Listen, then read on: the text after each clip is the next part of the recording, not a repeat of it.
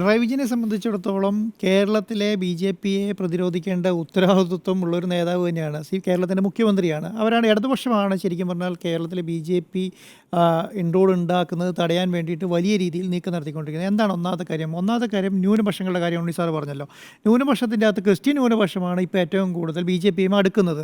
ആ അടുക്കുന്ന ക്രിസ്ത്യൻ ന്യൂനപക്ഷത്തെ പുറത്താക്കിയതാരാ? കോൺഗ്രസ്സാ. കേരള കോൺഗ്രസ് എന്ന് പറഞ്ഞ കെ എം മാണീനെ പുറത്താക്കിയ പാർട്ടി എന്ന് പറയുന്നത് കോൺഗ്രസ്സാണ്. അവർ പുറത്താക്കി.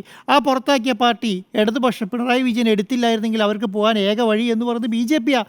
അതുപോലെ തന്നെയുള്ള എല്ലാ സംവിധാനം നിങ്ങൾ കേരള കോൺഗ്രസ് ഏത് ക്രിസ്ത്യൻ വിഭാഗം പുറത്തു പോയിട്ടുണ്ടെങ്കിലും അവരെല്ലാം അവസാനം ചെന്നുന്ന സ്ഥലം എവിടെയാണ്? ബി.ജെ.പിയാണ്. അപ്പോൾ എന്ത് സംഭവിച്ചു?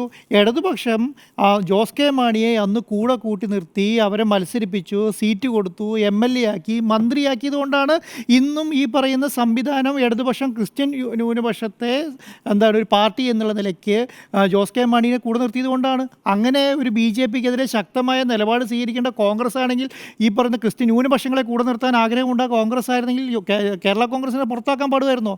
ഒരിക്കലും പാടില്ല. കേരളത്തിലെ കോൺഗ്രസ്സിലാണ് ഞാനിത് പറയുന്നത്. രണ്ടാമത്തെ കാര്യം, ഡൽഹി ഇലക്ഷൻ ശക്തമായി ബി.ജെ.പിക്കെതിരെ മത്സരം നടത്തുക, ശക്തമായ പോരാട്ടം നടത്തുമെന്ന് പറയുന്ന കോൺഗ്രസ് ഡൽഹിയിൽ എന്തുകൊണ്ട് ആം ആദ്മി പാർട്ടീനെ കൂടെ കൂട്ടിയില്ല?